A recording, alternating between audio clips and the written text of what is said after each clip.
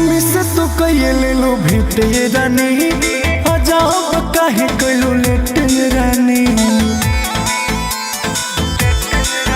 हाँ मम्मी से तो कहिए ले लो भेंट ये रानी, अजाब काहे कइलू लेट ये रानी।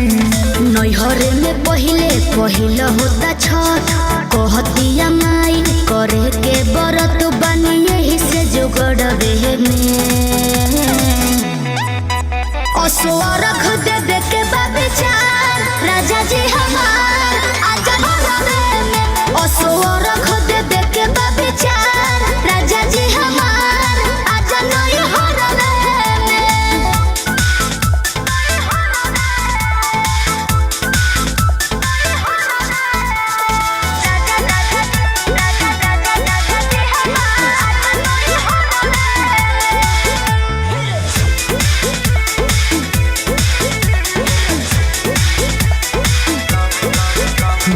अपना तो ऐसन गईलू हो, तू गईलू हो देही वाली ओ नमी में नहीं अइलू हो, नहीं अइलू हो।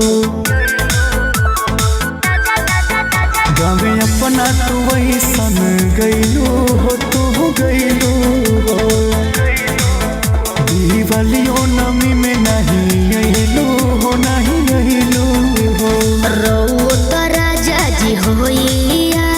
ससुरा से आइल बानी साल भर के बाद रही रहुए न घरवे में।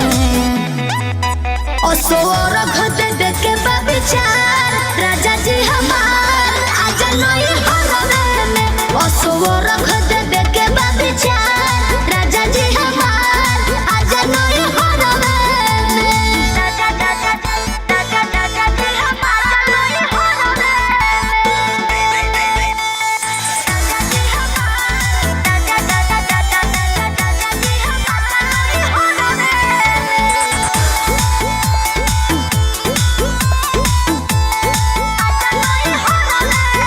ठीक बापू जानिक से बीतैहा हो, तू बीतैहा हो बाकी छठ के बिहान चली अइहा हो, चली अइहा हो।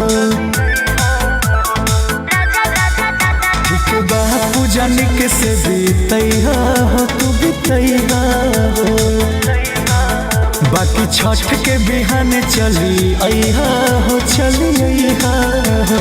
गर्दा अंकुश बात कहनी निमन, सबके बलम मिले रौरे नियन खुशी देनी है रे में।